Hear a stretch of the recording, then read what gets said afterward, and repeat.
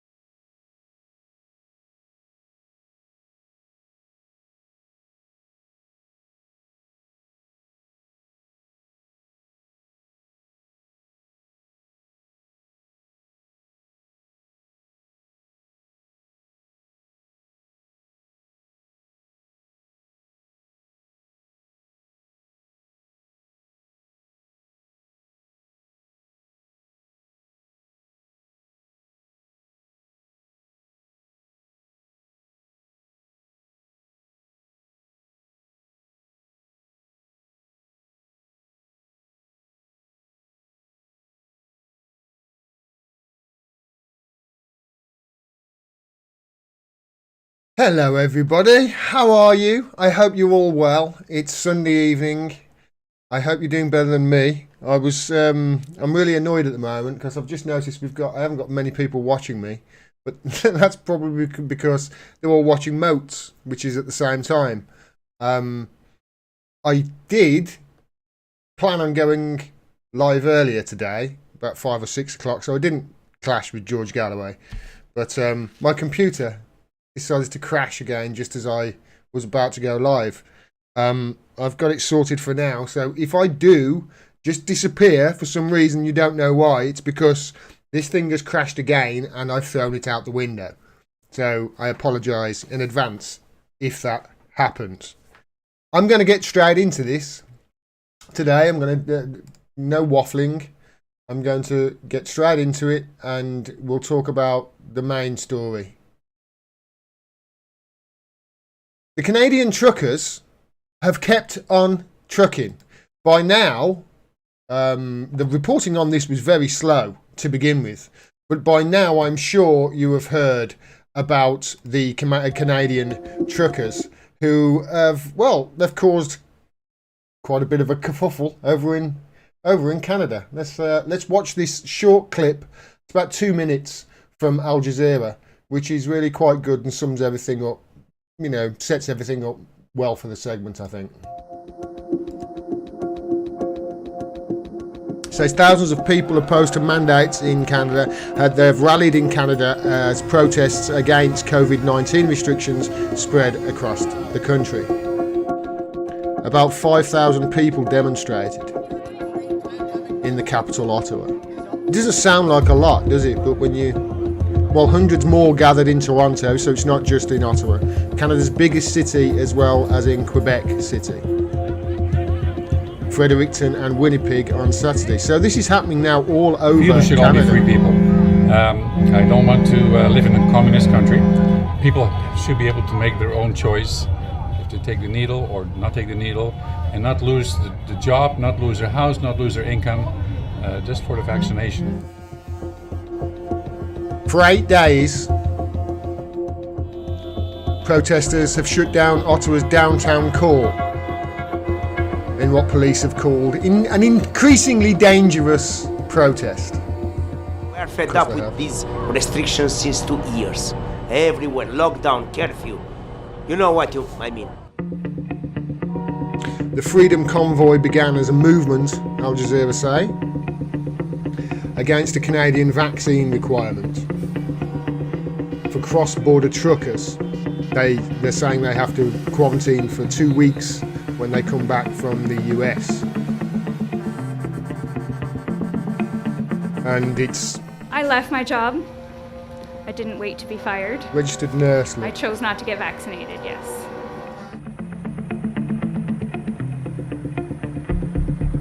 In Ottawa, they were met by a smaller group of counter-protesters.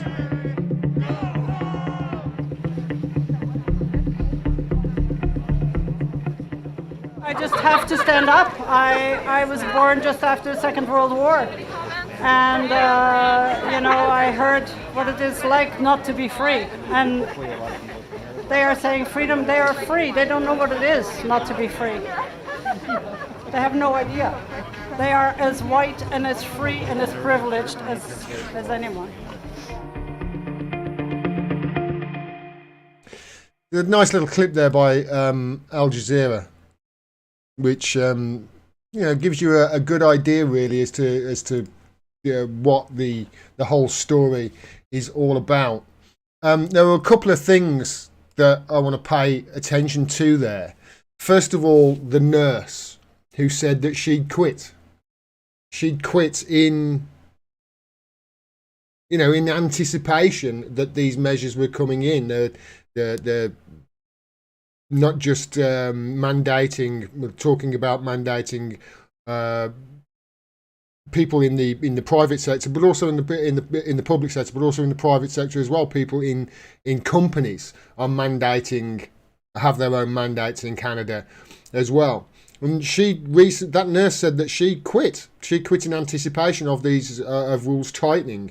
And we recently had a situation in the UK where healthcare workers lost their jobs, or nurses quit in anticipation of what they thought was a mandate, which was impending at the time. And that has recently been reversed.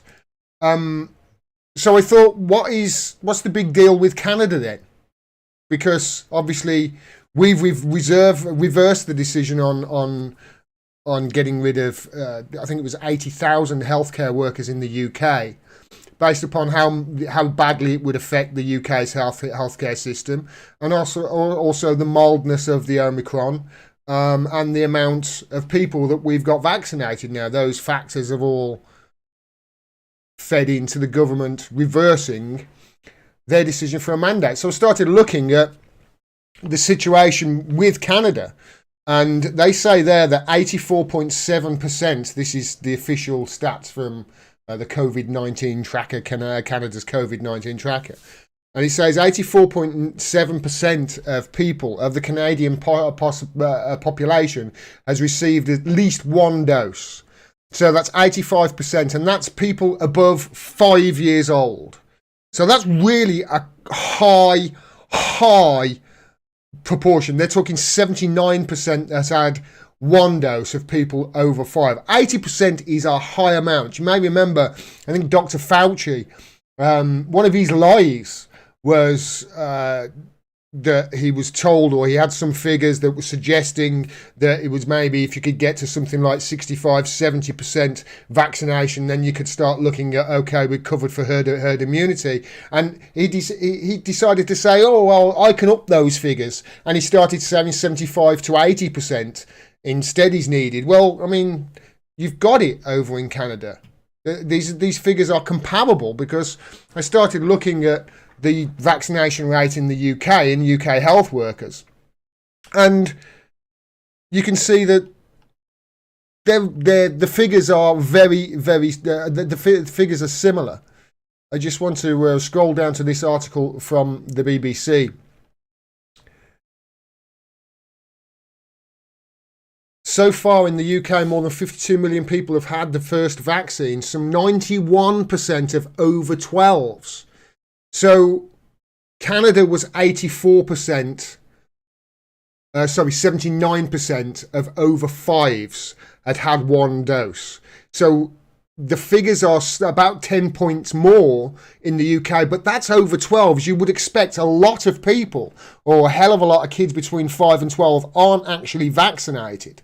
So the figures are kind of comparable between the UK and Canada. So it's confused me as to why, you know, if it's about health, that there's these differing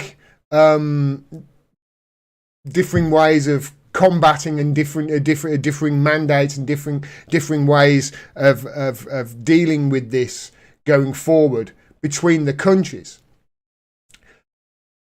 That's a hell of a lot of people that are vaccinated that's 80% have had one dose in Canada. So you've got to ask why the need for the mandates in Canada if we've reversed that decision over here. If our health workers don't need the mandates, why do Canada's? Especially if the vaccine rates are are similar. You know, I find it interesting when I listen to old media and corporate media and state media, which BBC is, in that they don't ask that question too often. Why? Why have Canada decided to be much stricter with these passports and these COVID things than other countries have, especially other countries that they have got a comparable vaccination rate with? And I find often that they don't ask why if the answer they may reveal is an inconvenient truth or raises further questions of power, whether it be at home or you know, people abroad. This got to open up my file. Yeah, apologise.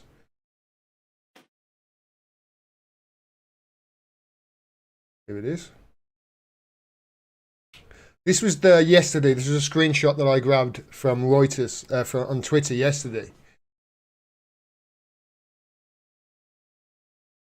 They always draw attention to any trouble at these protests, whether they are a protest that has got trouble there or not.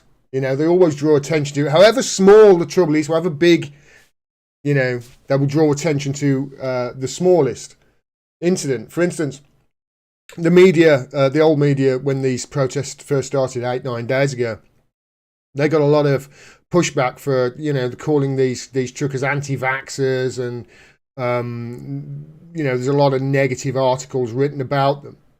And Reuters said this yesterday. This is how they explain the situation in their, you know, trending news on Twitter. A freedom convoy of truckers and other protesters has continued to gather in Ottawa and around Canada to express their discontent over vaccine mandates in the federal government. On Friday, crowdfunding platform GoFundMe announced no further funds will be directly distributed to the Freedom Convoy organisers. We'll get to that in a bit. After receiving police reports of violence and other unlawful activity from the demonstration, the number of protesters in Canada's capital has diminished significantly since the weekend, the Washington Post reports. The protest, which originally started as a protest against COVID-19 vaccine requirements for cross-border drivers, has since developed into a demonstration against Trudeau government and its policies, according to Reuters. And for some reason, it hadn't got the like I say, my computer crashed, so it might be the wrong one that I've that I've clipped up there. But even they were bringing attention to, you know, small groups of small incidents that the police report. I mean, they could be incidents from all sorts of actors. I mean, who knows what is going on there? But there's thousands of people, and the media were drawing attention to just one or two incidents. I've seen that so often in protests that I've witnessed over here. I remember this one from last year. This was a massive march. It was massive. It's possibly the biggest protest I've ever been on. There were, it says 180k there. It was between 180 and 200,000 people were on that march. And it was a march for Palestine. It ended in Hyde Park. Jeremy Corbyn made a speech. Stella Morris, Julian Assange's partner, made a speech, and Richard Bergen and other MPs were there. It was a massive protest, and it was hardly covered in the media. In fact, you may remember at the time the way they covered it was they brought a fringe incident of some lunatics hanging out of a car yelling anti-Semitic abuse at people as they were driving through London. They weren't even part of the protest, I don't think, or they're coming from there. So just three idiots in a car yelling anti-Semitic abuse out of a window. They covered that extensively. There were multiple articles written about it, and the BBC had it on their front page, prominent there. But the protest itself, massive protest, kept Jeremy Corbyn's speech, Stella Morris, media, absolutely silent on that. I find it interesting how, they will draw attention to, they will ignore protests like that, but they will draw attention to other protests, such as, the Insulate Britain. 5 Insulate Britain protesters turned up and glued their hands to the pavement, and that's it. You couldn't finish a sentence before Sky News were on the scene. It's interesting, isn't it, how they will report extensively on these 5 people, but ignore entirely peaceful protests. Ignore them totally. But draw attention to this, just as Priti Patel is trying to ram through her, policing bill, which stops a lot of this and increases the sentence up to 10 years just for protesting. The thing is, though, with these truckers and the situation with the truckers, it's not getting it's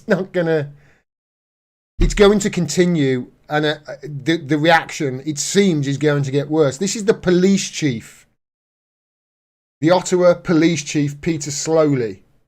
Just listen to what he says the next steps are, and what he's saying they're doing about these protests. We have, through the efforts of Deputy Bell, Christiane Hinault, the mayor and his staff, we've been able to shut down the GoFunding program. That's a temporary reprieve because the funds are already moving in different directions. We are now going after supply and fuel coming into the area through investigations and intelligence operations and interdictions, all of which were underway yesterday, fully underway today. We have, through the efforts of Deputy Bell, Christiane Hinault, the mayor and his staff, we've been able to shut down the GoFunding program. So they've shut down, they were getting money from GoFundMe, I'll come to that in a bit. They've shut down that program. Temporary reprieve because the funds are already moving in different directions. That's interesting. That suggests to me that already the funds were going via crypto or Bitcoin. That's good. We are now going after supply and fuel coming into the area through supply and fuel investigations and intelligence operations and interdictions, all of which were underway yesterday, fully underway today.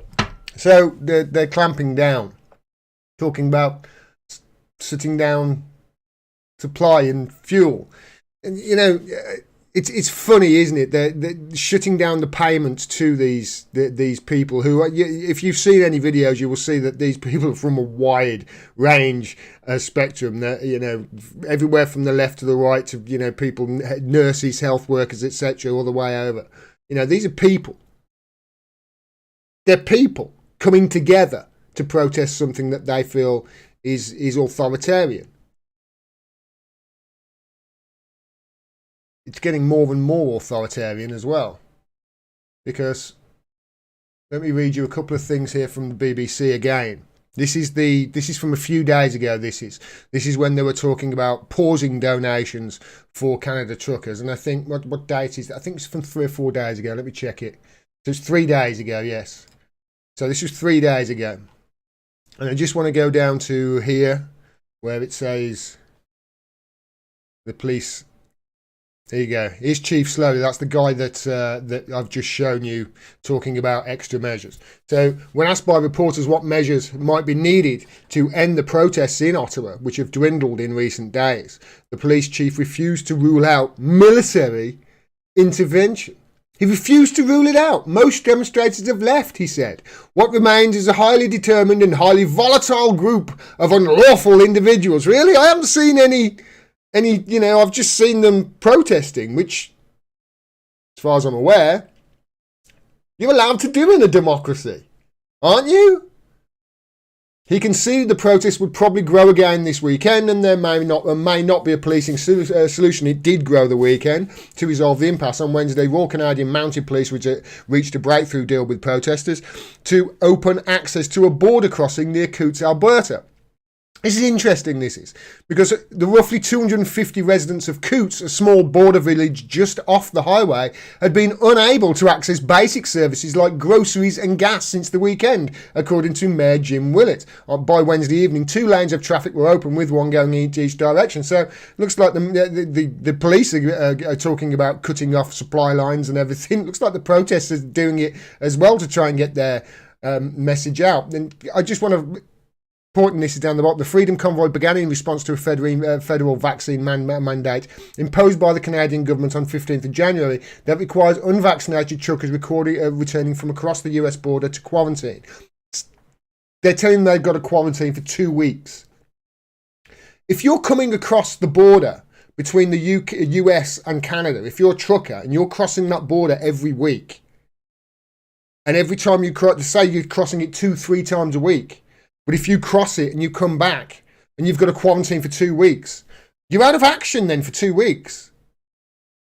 In that time, you should have made 6-7 trips. You can't. You won't get a job. These people are being forced out of the job. It happened over here. Well, nearly. Next article. This is the latest one. This is about the GoFundMe seizing the funds of Canada. And they're saying in occupation, in quotes there, of course. This is the way they talk. GoFundMe has said it will withhold millions of dollars raised for Canadian truckers protesting against vaccine mandates, citing police reports of violence. There are a few reports, violence. It's so... Can you understand how easy this would be now to manipulate? If you've got a protest that you don't like, if you're government or you're the police, you've got a protest that you don't want, you shut down. You just get somebody to go and cause some trouble, give that information to the media, and they run with it without checking it.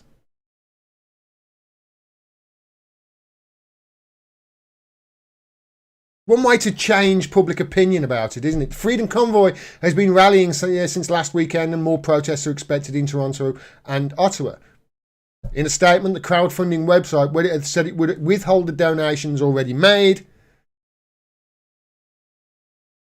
and refund donors who fill out a request form. Another online platform was offered to take donations for the convoy, said. So they're getting around it.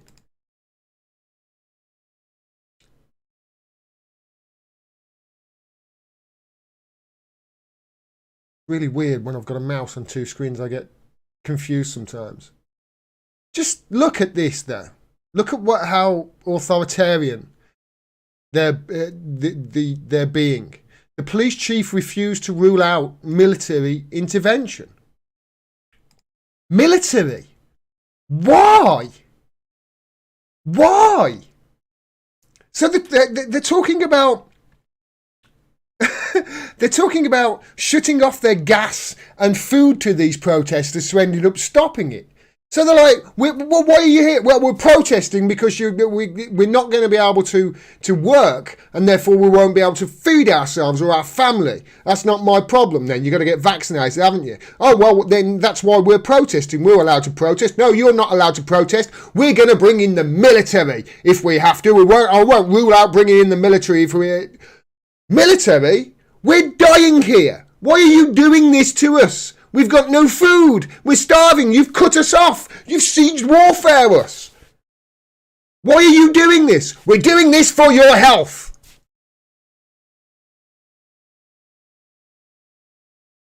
There's nothing about this is for anybody's health, is it?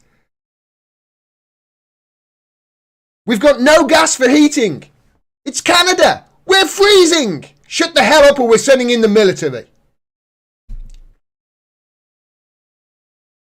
Military? Why? Keep going with this. Military? You bring in the military? Why? To fight fascism. But you're acting like fascists. You know that they're going to shut down Facebook, Twitter. You know that they're going to shut down those next, for their health.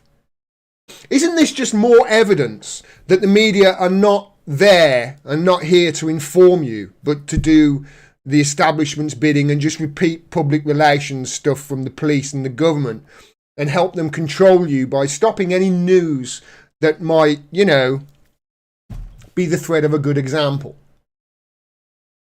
More evidence of a media, trying to divide people up into little groups. I've seen them saying they're the right-wingers and the anti-vaxxers and the blah, blah, blah, blah, blah.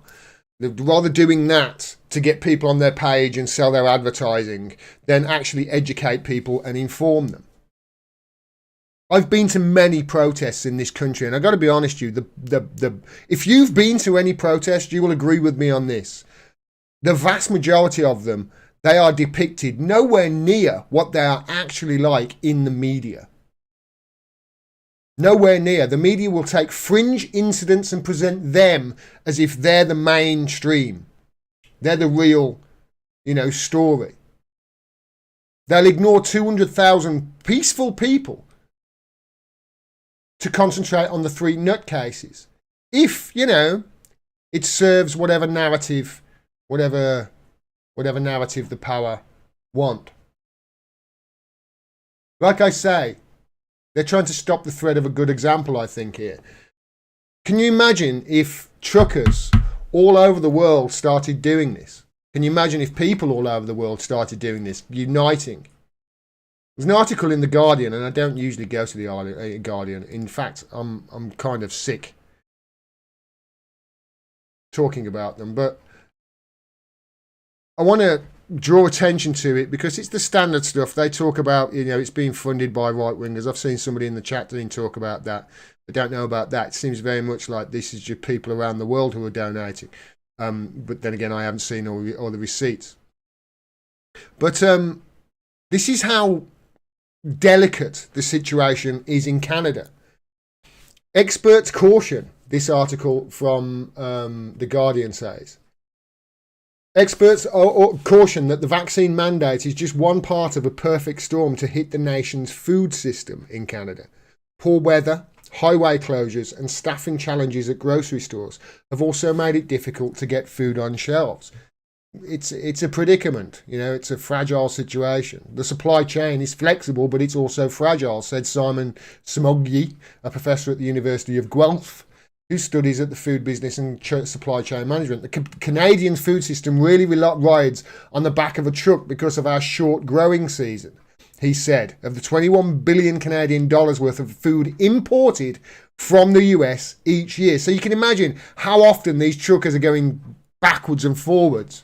If they've got a quarantine for 2 weeks every time they come back from US, you have just put that person out of a job. And trucks play a key role in movement. It's in many ways, COVID-19 has exposed the necessity of the trucking system as well as the headwinds within the system, including a shortage of drivers. Isn't that ironic? Isn't that ironic? There's a shortage of drivers and they're getting rid of more. At the end of the day, he said, we need more trucks on the road. If everyone came to the table for an honest discussion about this rather than making political statements, it'd be better for everyone. And that is key. That's the way I feel about it. Wherever you stand on these mandates, I just feel at the moment people are just talking, yelling past each other, and other people are just not listening. If that in Canada, 5,000 truckers, 5,000 people with trucks and a group of other people joining them because they support them, can shut down entire cities, you can imagine what that would do to the global, shut down entire cities and be a threat to their food chain. Imagine what it would be like if the other countries in the world started doing it. The global food chain would be at threat then, right? They would have to stop, powers that be would have to start conceding to some demands there, right? And not hoarding all the wealth and giving all the tax cuts to billionaires, etc., right? Surely they would have to. Probably not. Probably they would just, saber rattle for another war with Russia. There is one thing that I want to draw attention to. That the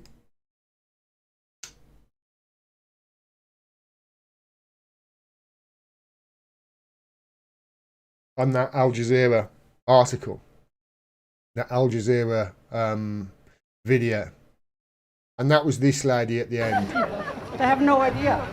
They are as white and as free and as privileged as anyone. It was a salient point that was from somebody. I think she looks like she's, you know, indigenous. If you think you are, you know, you're fighting for your freedom, have a word with the indigenous people of your country. See how free they think they are. I've seen many reports that these are right-wingers funding this. I don't know about that. My mate Ben Norton, love him. There's multipolarista he's gone over to now. Been on the podcast a few times. He's been getting some pushback on saying that these are right-wingers funding these protests. Well, first of all, you know, GoFundMe has shut down the payments page, but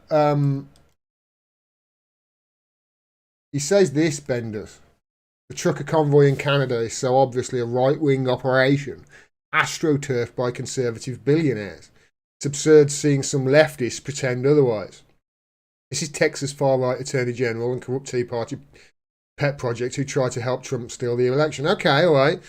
He might be a far-right Attorney General. I don't know that. And, you know, he might be a corrupt Tea Party pet project. I don't know. And he might have tried to help Trump steal the election. I don't know about any of that. But what I will say is this. Looking through everything and looking through situations through the spectrum of a left-right paradigm is no good for anybody. You know, and what I see is whenever people come together, left and right supposedly, and it's just people, and they talk to each other, what they find is they agree most of the time with each other about things. They agree on 95% of the issues. More. It's just that the 5% that they disagree on, that's the stuff that the media hold up to keep everybody divided. When I've seen it happen when a supposed, you know, Bernie Sanders supporter, supposed Democrat and a supposed Republican, you know, somebody dressed in their garbs actually just have a chat with each other. They both actually come away agreeing, oh yeah, things would have been better with Bernie Sanders, wouldn't they? You know? He's talking about this quote, Benny's, from Attorney General Ken Paxton, and he's the Texas Attorney General. He says patriotic Texans donated to Canadian truckers' worthy cause using GoFundMe. So this is a worthy cause, he says. The Black Lives Matter backing company went woke, froze the funds. Okay, but the Black Lives Matter stuff, that wasn't worthy. No? All right. And failed to deliver Texans money. Today I assembled a team to investigate their potential fraud. So because of that, because of some guy, some attorney general in Texas, some people from Texas have donated, but it wasn't just people from America, it was people from the UK, Japan, all around the world donated. It wasn't just America. But I think it's a stretch to be saying, to go from that to saying it's so obviously a right-wing operation. I don't see that at all. I see people who are hurting and people who have had enough after 2 years of hell. I'd have to see more evidence, some receipts. That would be nice. To call it a right-wing operation. And even if it was that, I don't think it's helping anybody. I don't. Let's go to the chat. Say hello. Lost in the Fog of War sends $5 Canadian. Thanks, man. Lost in the fog of war since $5 Canadian. Thanks, man. or woman. Or whatever you identify. Nathan Dry says, this is all right wing. Left wingers in Canada are opposed to this. Truly get off your backside and do your own research. I have. This whole right-left stuff, you've got to stop looking at the world through a right-wing and a left-wing spectrum. One of the causes that's close to my heart is Julian Assange. There's loads of right-wingers who support Julian Assange, loads of them. What you would call right-wingers. Does that mean that right-wingers are astroturfing the Assange fight? I'd need more evidence that it was a right-wing, operation than just some people saying stuff on Twitter than you using that to back up whatever your view is. I'd need much more information. So if it is a right-wing operation, and show me some evidence on it. And when I say evidence of it, I don't mean just some left-wingers saying it's a right-wing operation. Do you know what I mean? That's a good way for me to segue into the next story I want to talk about, actually, Nathan. I'm glad you said that.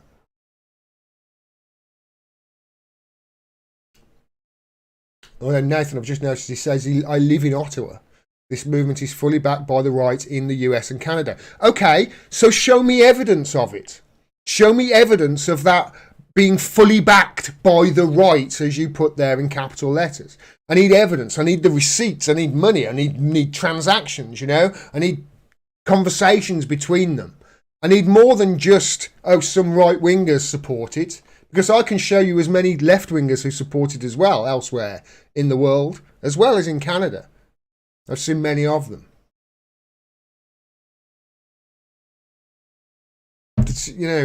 Is it fair that these truckers are going to be out of a job?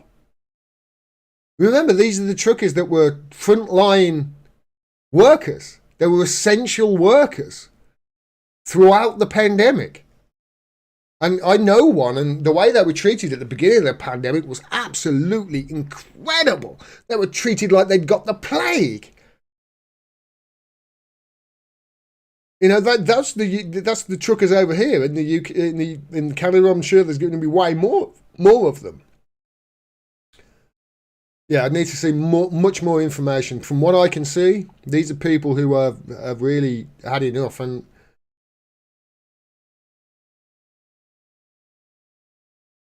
we need to start talking, and people need to start answering questions rather than just saying, I'll show you evidence. In fact, I might start it. Yeah. I need to see, whenever I hear an accusation now, I always think just because you've accused something, and just because you've said something is true, that doesn't mean that it is true. You saying something is true isn't evidence that it's true. Do you know what I mean? You saying that left-wingers support something, or the left supports something, doesn't mean it's true when I could show you plenty of people getting off the point. I really wish people would start answering questions and start asking questions more than making assertions. This is incredible.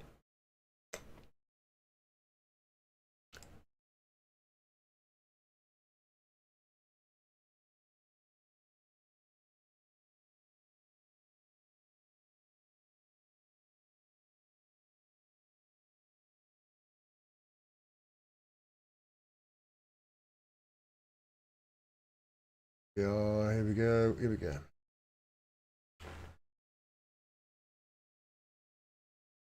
So I need to talk about Ned Price again. I've done plenty of videos about Ned Price. He's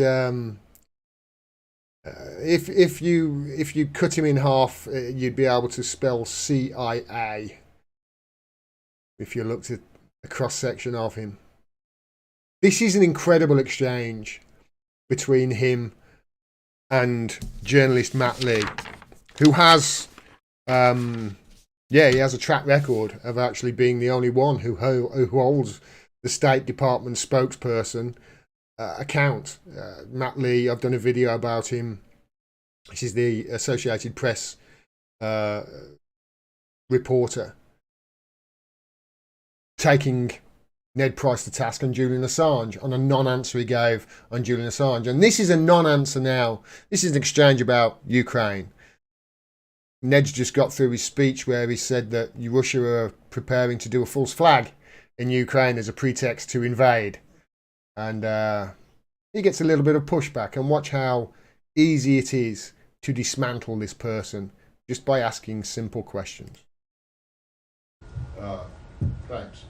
Okay, well, that's quite a mouthful there. I'm going to play this all the way through. It's 5 minutes long. I'm going to play it all the way through, and then I'm going to go back over it. And you said actions such as these suggest otherwise. Suggest meaning they suggest they're not interested in talks and they're going to go ahead with some kind of a... What action are you talking about? One, the actions I've just pointed to. The fact that Russia continues to engage in disinformation campaigns. You made an allegation that they might do that. Have they actually done it? What we know, Matt, is what I have just said, that they have engaged in this activity, in this planning activity. But let me because obviously this is not the first time we've made these reports public. You'll remember that just a few weeks ago. I'm sorry, made what report public? If you'll let me finish, I will tell you what report we made public. We told you a few weeks ago that we have information indicating Russia also has already prepositioned a group of operatives to conduct a false flag operation in eastern Ukraine. So that, Matt, to your question, is an action that Russia has already taken. It's an action that you say that they have taken, but you have shown no evidence to confirm that. And I'm going to get to the next question here, which is, what is the evidence that they... I mean, this is like crisis actors, really? This is like Alex Jones territory you're getting into now. What evidence do you have to support the idea that there is some propaganda film in the making? Matt, this is derived from information known to the U.S. government, intelligence information that we have declassified. I think you know... Okay, well, where is it? Where is this information? It is intelligence information that we have declassified. Well, where is it? Where's the declassified information? I just delivered it. No, you made a series of allegations and statements. Would you like us to print out the topper? Because you will see a transcript of this briefing that you can print out for yourself. That's not evidence, Ned. That's you saying it. That's not evidence. I'm sorry. What would you like, Matt? I would like to see some proof that you can show that Matt, you have been that shows that the Russians are doing this. Ned, I've been doing this for a long time. I know, that was my point. You have been doing this for quite a while. You know that when we declassify intelligence information, we do so in a means. We do so with an eye to protecting sources and methods. Is not going to fall. I remember a lot of things. So where is the declassified information other than you coming out here and saying? Matt, I'm sorry you don't like the format, but we have declassified. It's not the format; it's the content. I'm sorry you don't like the content. I'm sorry you are doubting the information that is in the possession of the U.S. government. No, what I'm telling you is that this is information that's available to us. We are making it available to you in order for a couple reasons. One is to attempt to deter the Russians from going ahead with this activity. Two, in the event we're not able to do that, in the event the Russians do go ahead with this, to make it clear as day, to lay bare the fact that this has always been an attempt on the part of the Russian Federation to fabricate a pretext. Yeah, but you don't have any evidence to back it up other than what you're saying. It's like you're saying, we think we have information the Russians may do this, but you won't tell us what the information is. And then when you're asked... That is the idea behind deterrence, Matt. That is the idea behind deterrence. It is our hope that the Russians don't go forward with this. You say, I just gave it to you. But that's not what... You seem not to understand. You seem not to understand the idea of deterrence. We are trying to deter the Russians from moving forward with this type of activity. That is why we're making it public today. If the Russians don't go forward with this, that is not ipso facto an indication that they never had plans to do so. But then it's unprovable. I mean, my God, what is the evidence that you have that suggests that the Russians are even planning this? Matt, I mean, I'm not saying that they're not, but you just come out and say this and expect us just to believe it without you showing a shred of evidence that it's actually true. Other than when I ask, or when anyone else asks, what's the information? You said, well, I just gave it to you, which was just you making a statement. Matt, you said yourself, you've been in this business for quite a long time. You know that when we make information, intelligence information public, we do so in a way that protects sensitive sources and methods. You also know that we declassify information only when we're confident in that information. If you doubt the credibility of the U.S. government, of the British government, of other governments, and want to find solace in information that the Russians are putting out, that is for you to do. I'm not asking what the Russian government is putting out, and what is it supposed to mean? He honestly, right there at the end, he could have gone, Putin's buddy! Are you Putin's buddy? Honestly, he could have. I'm going to go back, and it's quite remarkable. I wanted to show you that in full, because I know when I stop, people go, oh, we should stop stopping it, but there you go. You've seen the whole thing in full now. Now I'm going to talk through it. So he's just got finished talking. And I wish whoever clipped that up, by the way, had got the minute or so before when he's talking about, these Russians apparently have enlisted crisis actors to do this false flag. It really is preposterous what is coming out of the mouths of these people right now. Right. Okay, well, that's quite a mouthful there. So you said actions such as these suggest otherwise, meaning that they suggest they're not interested in talks and they're going to go ahead with some kind of what action are you talking about? One, the actions I've just pointed to. The fact that Russia continues to engage in disinformation. Whereas the US doesn't, right? The US and the UK, they don't engage in disinformation at all, do they? Hey, Ned?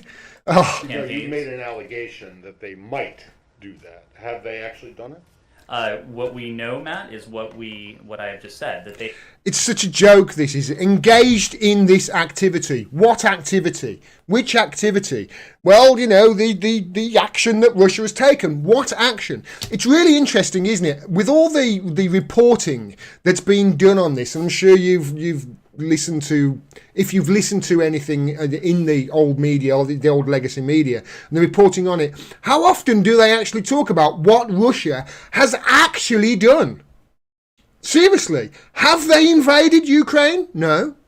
Have they, threatened to invade you? Have they said they're going to invade Ukraine? No. Have they, I don't know, been caught attacking infrastructure in Ukraine? No. Have they, attacked stuff like dams in Ukraine, electricity supplies, and blah, blah, blah? Well, not that we've seen. The US, the UK, we regularly do all these things in multiple countries around the world. Regular. Whereas we're accusing them of doing something here, and we can't provide any information of anything that they actually have done. We can't point to anything at all. It's really interesting, isn't it? What have Russia done? What have they done? Well, they've moved the troops to their border. Whose border? Well, their border, Ukraine's border. Well, it's Russia's border too, though, isn't it? Yeah?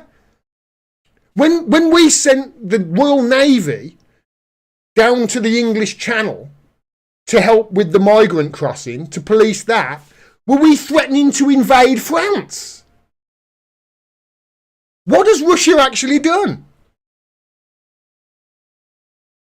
They have engaged in this activity, in this planning activity. But let me because obviously this is not the first time we've made these reports. So he's gonna now cite another report that he did a couple of weeks ago, that he read out a couple of weeks ago, as evidence to back up what he's saying today. He's just come out and said the Russians are planning a false flag with Russian crisis actors, and to prove that what I'm saying is the truth, and to prove that the information that I've got is true, I refer you to the statement I made 2 weeks ago saying that, listen. Public. You'll remember that just a few weeks ago. I'm sorry, made what report public? If you'll let me finish, I will tell you what report we made public.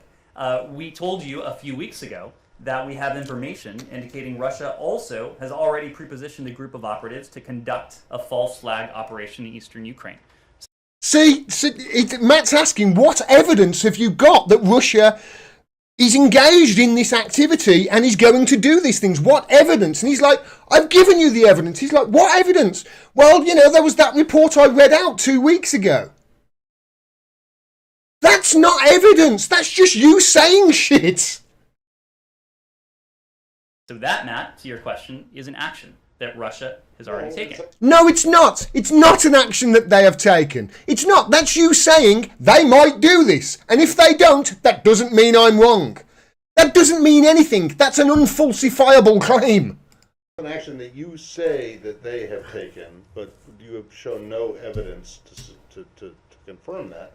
And I'm going to get to the next question here, which is, what is the evidence that they... I mean, this is like crisis actors, really? This is like Alex Jones territory you're getting. Right, okay. I hate to do this, but I feel I have to. He's not my biggest... I'm not his biggest fan, Alex Jones. I'm not an Alex Jones fanatic. I'm not. But citing him as some crazy conspiracy theorist, I think is a little bit unfair. Yeah, Alex Jones has said some stuff that he's been wrong on in the past, but I can also point you to multiple things that he's been right on. Most of the stuff he's actually said historically, he's been right on if you go back and look at it. You know, Alex Jones is not a threat to the United States. He's not. He's not a dangerous news reporter. He's not a danger to the United States. Shall I tell you who is? Rachel goddamn Maddow. She's dangerous. Not Alex Jones. Alex Jones is really entertaining, actually. If you watch him and you block out all the stuff that was said about him and you watch and you listen to him. Same stuff about Joe Rogan at the moment. You know, Joe Rogan's in the news. Oh, Joe Rogan misinformation. All the people that are having a go at him are people that have never bloody listened to them. And if they were to listen to them, I dare say they would change their mind. Getting into now. What evidence do you have to support the idea that there is some propaganda film in the making? I'm sorry, it's really got my bean and body about Alex Jones. I would rather, if somebody was to come to me, if an alien was to land and say, okay, I want to know how the world works and what's going on in the world, would you send them to the BBC or would you send them to Alex Jones? I'm serious. You would send them to Alex Jones. He's closer to the truth. The BBC will tell you that Jeffrey Epstein didn't kill himself. So Jeffrey Epstein killed himself, sorry. You know what I'm saying. They will tell you that Julian Assange is a rapist and a techno-terrorist, an information terrorist. They will tell you that, hey, you know, Prince Andrew, he's innocent. Keep getting it all wrong, don't I? Shut up. Matt, this is derived from information known to the U.S. government. What information? Have you got any evidence to back anything that you've set up? Intelligence information that we have declassified. I think you know. Okay, well, where is it? Where is this information? It is intelligence information that we have declassified. Well, where is it? Where's the declassified information? I just delivered it. I have intelligence information that the moon is made out of cheese. Oh, okay. Can I have it, please? Just giving it you. I've just given you the proof that the moon is made out of cheese. No, you've made an accusation. No, I haven't. No, I haven't. This is intelligence information. How dare you question the word of the US government? We would never lie to you. I would like to see some proof. No, look over there. No, you made a series of allegations and statements. Would you like us to print out the topper? Because you will see a transcript of this briefing that you can print out for yourself. I would like to see some proof, please. Well, I've just given you the proof. Yeah, you haven't. You've just said something. You've just made an assertion to me. That's not proof. Well, you know, how about you said that? I'll show you a transcript of what I said. How about that? That's proof, isn't it? Well, no, that's just somebody writing down the words you said. Evidence evidence, Ned. That's you saying it. That's not evidence. I'm sorry. What would you like, Matt? Some proof! Have you got any proof? Can we have some proof, Ned? Can we have a little bit of proof? I would like to see some proof that you can show that Matt, you have been. That shows that the Russians are doing this. Ned, I've been doing this for a long time. I know, that was my point. You have been doing this for quite a while. You know that when we declassify intelligence information, we do so in a means. We do so with an eye to protecting sources and methods. Not going to fall. Yeah, it wasn't that long ago, was it? Do you remember when they said Kabul was not going to fall? You know, because everything that he says, obviously, it's true. Everything they say is happening is true. They wouldn't come out and lie about anything, would they? The US government, spokesman for the US State Department, the War Department, let's face it, they wouldn't lie to us to get us into a war with Russia, would they? No, they'd never done that before. Be silly. You're a crazy conspiracy theorist if you're thinking like that. I remember a lot of things. So where is the declassified information other than you coming out here and saying? Matt, I'm sorry you don't like the format, but we have declassified. It's not the format; it's the content. I'm sorry you don't like the content. I'm sorry you are doubting the information that is in the possession of the U.S. government. No, what I'm telling you is that this is information that's available to us. We are making it available to you in order for a couple reasons. One is to whip up some tension so we can have a war with Russia, and the military industrial complex can make a fortune, and Raytheon Boeing stock goes through the roof. You know, well, no, he doesn't say that, does he? Yeah. Attempt to deter the Russians from going ahead with this activity. Two, in the event we're not able to do that, in the event the Russians do go ahead with this, to make it clear as day, to lay bare the fact that this has always been an attempt on the part of the Russian Federation to fabricate a pretext. Yeah, but you don't have any evidence to back it up other than what you're saying. It's like you're saying, we think we have information the Russians may do this, but you won't tell us what the information is. And then when you're asked, that is the idea behind deterrence, Matt. That is the idea behind deterrence. It is our hope that the Russians don't go forward with this. You say, I just gave it to you. But I wish I had the meme. There was a great meme in response to this. If I look, I might be able to see it in the responses. There's a great meme. I think it's all the responses. There's a great meme in one of the responses to this. That it was with Simpsons meme, where you've got the school commissioner yelling at Seymour Skinner. He says to Seymour Skinner, what's that in that door over there? And Seymour Skinner says, oh, that's the Russians preparing a false flag. Evidence of the Russians preparing a false flag. He's like, oh, can I see it? No. No.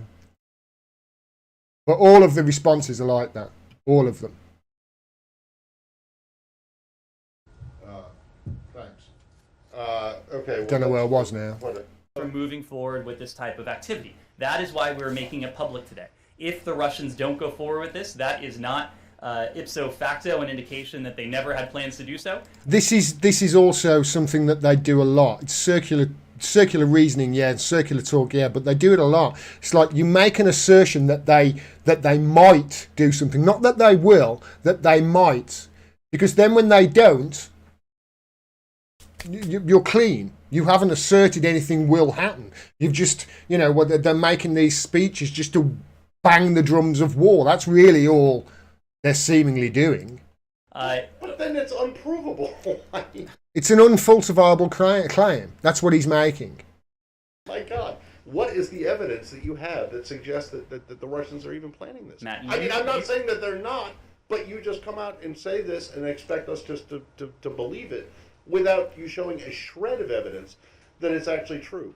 Other than when I ask, or when anyone else asks, what's the information? You said, well, I just gave it to you, which was just you making a statement. Matt, you said yourself, you've been in this business for quite a long time. You know that when we make information, intelligence information public, we do so in a way that protects sensitive sources and methods. You also know So what he's saying there is, I can't give you the proof because it'll burn a source. That we But you'll lock Chelsea Manning up. You know? And torture her.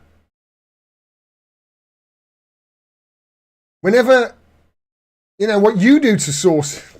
do so, we declassify information only when we're confident in that information. If you doubt the credibility of the U.S. government, of the British government, of other governments, and want to Here we go. find solace in information that the Russians are putting out, that is for you to do. Find solace in information the Russians have been putting. Like I said, he might as well have just gone Putin puppet. Are you a Putin puppet? Are you paid by Putin? This is the last refuge of a man without an argument. This is. You're seeing it right now. I had a story that I was going to cover tonight about Amnesty International. It's the same with Israel and defenders of Israel's apartheid with Palestine and the crimes that they're committing on crimes of apartheid. You know, you draw any attention to that and ask them about this apartheid that they're committing. You're an anti-Semite, they say. Well, you know, what about all this anti-Russia stuff that you're doing? You know, is there where's the proof of this? You're a Putin puppet. It's pathetic. I would like to see some evidence, please. Why do I need to quarantine two weeks after coming back over from America into the Canadian border? Oh, you're an anti-vaxxer. It's the last refuge of people without an argument. Make an argument. Make your case. If you can't make your case and you're doing that, then you're just the equivalent of Ali G going, is it because he's black?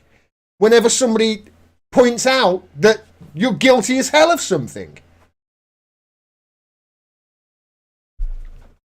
It's an incredible exchange, that is. I'm asking what the Russian government is putting out, and when is it supposed to be? The slightest, honestly, all journalists should be doing that, all of them. Matt Lee, well done. He's got form though. He's the only person I remember taking Ned Price to task over their circular talk on Assange.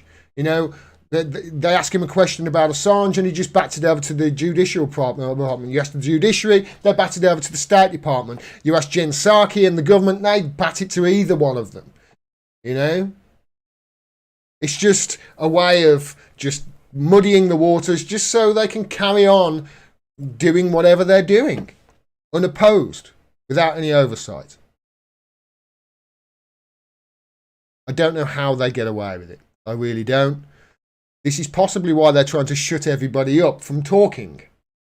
Because information is the thing that's going to take down people like Ned Price. And the misinformation and disinformation that they peddle.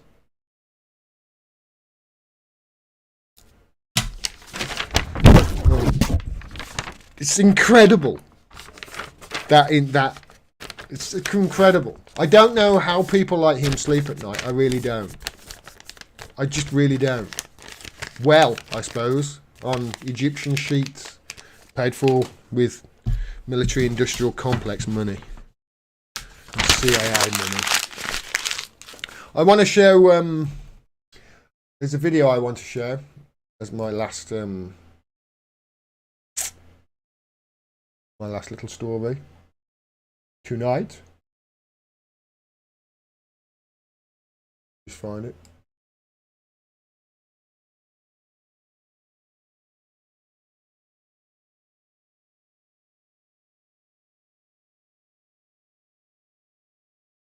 Okay, we're going to the chat.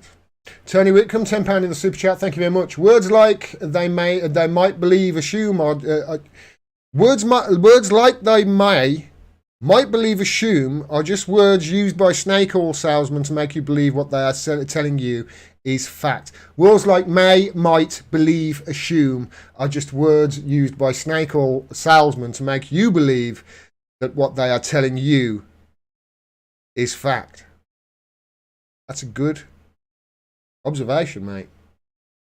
Ned Price using the lot. Taro Man, $3 Australian in the chat. Thank you very much. And a sticker with a fist bump.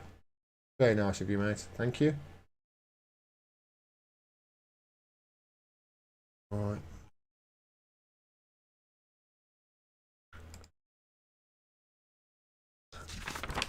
All right, last story. Last story. So, let's stop that. So, how are you? If you're watching this, it's been a rough couple of years, hasn't it? It's been tough. I think on everybody. If you haven't struggled in the last couple of years with your mental health, especially in this, I top of the a doff of the cap to you, because I know I definitely cannot say the same thing. And it's interesting, isn't it?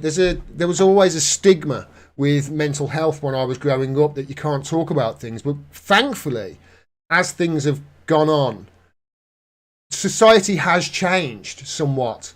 And we are, I think, better as a group in tackling these issues and talking about these issues. I certainly feel that I can talk about them much more freely and honestly than I used to in my 20s, for instance. I really do feel as if society has moved on that much. But some people,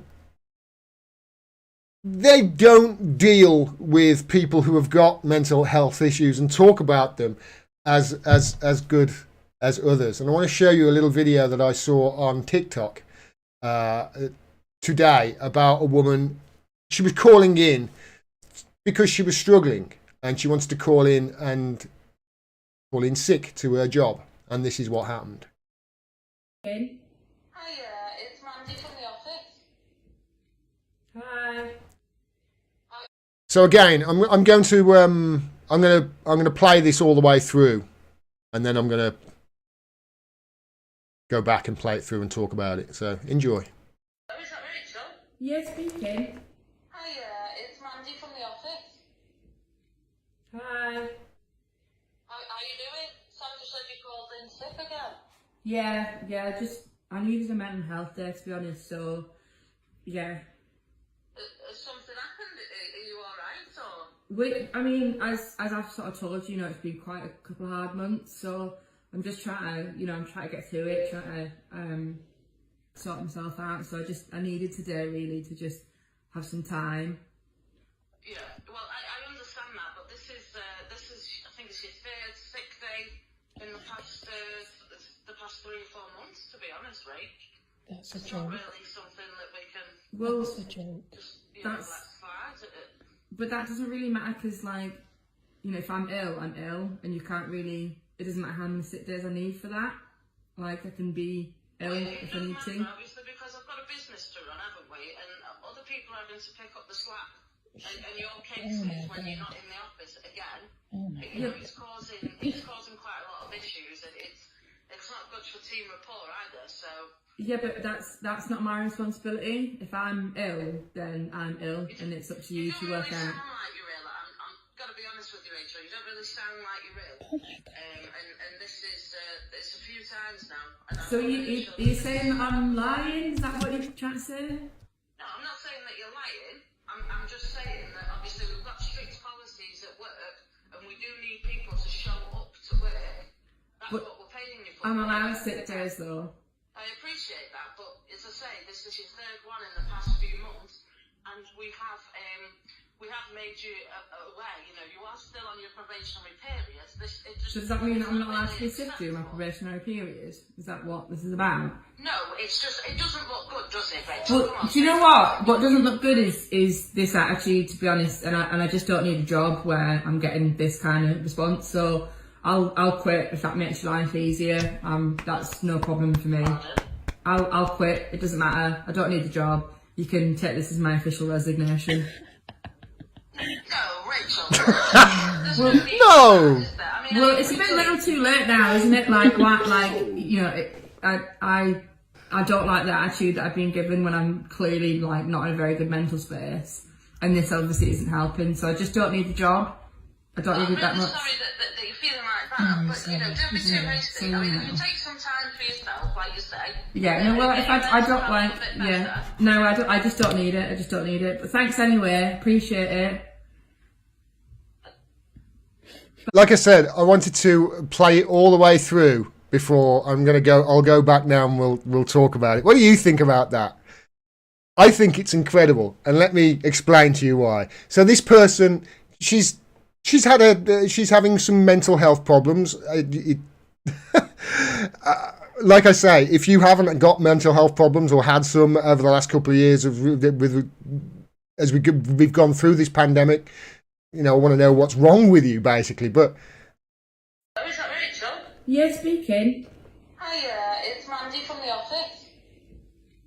Hi. I always find it so condescending. Hiya, it's Mandy from the office. How you doing? Sam just said you called in sick again. I highly doubt that this woman cares about how she's doing. Yeah, I needed a mental health day, to be honest, so, yeah.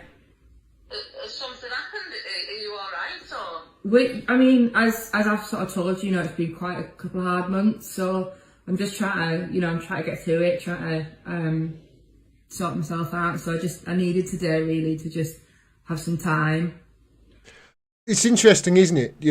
This is somebody who's had a real tough few months mentally, and she needs to take a day, take some time, recollect her things. And, what we're seeing from the other end is people going, are you okay? What's happened and whatever. First of all, don't you find that a little bit, intrusive when when your boss is asking you, what's the problem, when she's asking like that, it's not for this person to tell her, this is why I've got these mental health problems. That she's a boss, she's not a counsellor. But it seems as this Mandy seems to have taken it upon herself to, be doctor, I suppose. Yeah, well, I understand that, but this is I think it's your third sick day in the past 3 or 4 months, to be honest. This cracked me up. The third sick day in the past 3 or 4 months. I know people who had 3 sick days a week and they didn't get fired and they didn't get this sort of hassle when I had a job. It's quite incredible, this woman, the way she is speaking. You're great, Mandy. Your people skills are top notch. Right? That's a It's joke. not really something that we can... Well, That's a joke. So it's not really something that you can see there. Oh, well, I know you're having mental health issues, but, it's not something that we can continue, is it? It's not something we can... But that doesn't really matter, because, if I'm ill, and you can't really... It doesn't matter how many sick days I need for that. I can be ill if I need to. Obviously, because I've got a business to run, haven't we? Yeah, so it doesn't matter. It doesn't matter. So she's saying here, if I'm ill, it doesn't matter how long it takes for me to recover. I need to recover, right? And that person's saying, well, I've got a business to run. Your health comes secondary to that. That's what she's saying there. And other people are having to pick up the slack. So this person's just called up and said, hi, I'm not calling in today because of my mental health. I need to stay at home because my mental health is a problem. And this person, her boss or whatever from the office, has decided the best way to respond to that is to say, you're being a real burden on everybody else. You know that, don't you? You're being a burden on everybody. She's crazy, isn't she? And your case is when you're not in the office again. It's causing quite a lot of issues, and it's not good for team rapport either. So it's causing a lot of issues, and it's not good for team rapport. You can't keep, looking after your mental health. I don't care. This is not her third mental health sick day. It's just 3 sick days in 3 to 4 months. I was regular off more than that in 3 to 4 months. Regular. Yeah, but that's not my responsibility. If I'm ill, then I'm ill, and it's up to you to work out. You don't really sound like you're ill. Oh, sorry. Should I have called in and gone? I'm really not going to be in today. I'm feeling really quite bad. I'm feeling bad. Would you like her to cry? Would you like her to? Maybe she should have cried down the phone. Would you like her to cry? It's incredible. I can't believe that this person is actually asking these questions. You don't really sound like you're ill. I'm going to be honest with you, Rachel, she says. I've got to be honest with you, Rachel. You don't really sound like you're ill. Oh my God. And this is it's a few times now. And so you're saying that I'm... It reminds me of those people who accost people in handicapped spots at the supermarket. So why are you parking there? You don't look handicapped. Not all illnesses and handicaps are visible, you idiot. You've not learned that yet. Lying? Is that what you're trying to say? No, I'm not saying that you're lying. I'm just saying that obviously we've got strict... So you don't sound ill. Are you saying I'm lying? No. No, I can't. Why? You sure? No, I can't say that. Policies at work, and we do need people to show up to work. That's but what we're paying you for. I'm allowed sick days though. I appreciate that, but as I say, this is your third one in the past few months, and we have made you aware. You know, you are still on your probationary period. So does that mean that I'm not allowed to be sick during my probation? So the way she is, correct me if I'm wrong, this person, this Rachel, has rang up her job and said, I'm not, or somebody else has rang up for her and said, I'm not coming in. I'm suffering with my mental health. So as a result of that, her boss has then took it upon herself and rang this person who is suffering from a mental health issue and needs the day off to recover. She's then rang them and said, you're being a burden on everybody else. You're on your probationary period. You might lose your job. You know, I'm not saying you're going to, you never know. How is that helping somebody with mental health problems? Period. Is that what this is about? No, it's just, it doesn't look good, does it, Rachel? Well, do you know what? What doesn't look good is this attitude, to be honest, and I just don't need a job where I'm getting this kind of response, so I'll quit if that makes your life easier. Now, I find it really interesting as well when Rachel took it upon herself to take her life in her own hands and say, I'm not dealing with your shit anymore, I've got my own shit to deal with. And when she finally did say, you know what, I would have said it nicer. I would have said, you can stick your job right up your arse. But she did it very nicely. Isn't it strange? Isn't it funny how quickly Mandy changed her position? And then all of a sudden going from a position where she's threatening this person. I mean, she's threatening her, literally threatening her. You're going to lose your job. You don't sound sick. You don't sound sick. You're going to lose your job. We've still got a business to run. How quickly she goes from that to, let's not be hasty. You just take some time, take a day. It's incredible. Up until this point, she's been she's been a bitch is what she's been. But watch how she changes her tune now.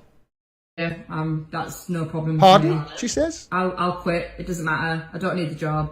You can take this as my official resignation. No, Rachel, come on. No, Rachel, come on, don't. There's no need for that, is there? I mean, but if you leave, I'm going to have to get somebody else to fill your position and nobody wants that job. I can't imagine why. There's no need for that, is there? I mean, it's a bit little too late now, isn't it? Like, I don't like the attitude that I've been given when I'm clearly not in a very good mental space, and this obviously isn't helping. So I just don't need the job. I don't need it that much. I'm sorry that you're feeling like that, but don't be too hasty. I mean, if you take some time for yourself, take some time, get your mental health a bit better, and then come into work. Yeah, but don't have too many sick days, right? Well, if I don't no, I just don't need it. I just don't need it. But thanks anyway. Appreciate it. That lady's name was Rachel. I'm sorry you went through that, Rachel. And to anybody who's gone through something similar, I'm sorry. Show that video if you can. I'll leave a link in the description below tomorrow. And so I've dropped this. This is a standalone video. Send that video to anybody who is thinking about acting that way with any of their employees when their employees complain that they've got a mental health problem. It's serious. In some ways it can be more serious than a physical problem. And somebody saying you don't look ill, that's possibly the worst thing that somebody could say to somebody who's struggling with their mental health like that. Mandy, wow, you need, if you're a boss, I'd say your people skills need brushing up on. And Rachel, I hope you get better soon, and I wish you all the best. All right, I think that's it, everybody. I think that's it. I am done. Yeah, I've been live an hour and a half. Okay, thank you very much for all your support. Thank you for the super chats, everybody. I saw somebody in the chat earlier.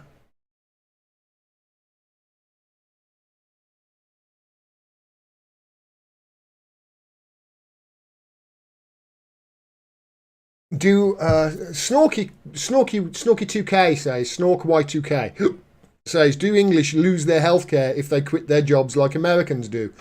No, Snork, we don't. Our healthcare is universal, so it's not free, but it's universal. Everybody gets it. Everybody gets it free at the point of service. It's not free. We all pay for it. We all pay for it as a percentage, and that percentage grows as your income goes up. But we all pay a percentage, and it all goes in one single pot, so that then we can drive drug prices down as a unit, and nobody gets left behind. So no, we don't lose our healthcare if we lose our job. I can't imagine living in a country where your healthcare is predicated on your job, to be honest. It's one of the things that, when I went to America, surprised me the most, because at the time I didn't realise. I mean, this is back in 2008, something like that. I didn't realise, I was so uninformed about the world. I remember my friend telling me how he had to take a job in a car spraying place, which was just awful for his lungs and what have you. And he was a singer as well. But he had to take this horrible job for a crappy wage that paid $7.25 an hour, whatever it was, because it came with healthcare. And the employer knew that was a big hook to get people on. And I couldn't imagine. This is somebody who'd had health problems in previous years. So as a result of that, his premiums were going through the roof. It's like the sicker you get, the more expensive it is. I can't imagine living in it. I can't imagine living. But our country is going that way. Not that you'll know that if you listen to the old legacy media. Right, everybody, that's it. I'm done. Thank you all. I'll be back over the next few days. Please go to the website. Please subscribe to my mailing list. Damn! Forgot to send an email out to say that I was going live. I must remember to start doing that. Please sign up to the mailing list. Go to the website, find out ways you can support me, support independent media, and please let's stay away from the divisive speak.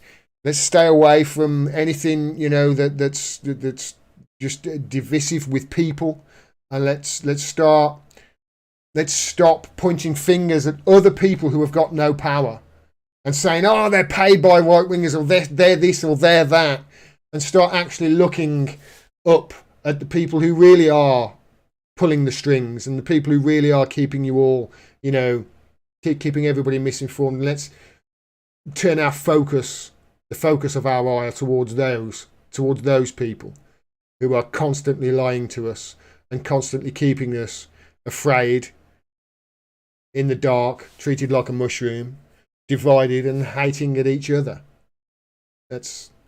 I really do believe that the only way we're going to combat anything is to unite. And that means uniting with people on certain issues that you may not agree with on others. Just my 2 cents. Take care, everybody. You're wonderful. Thanks everybody for your support. I shall be back soon. Bye bye.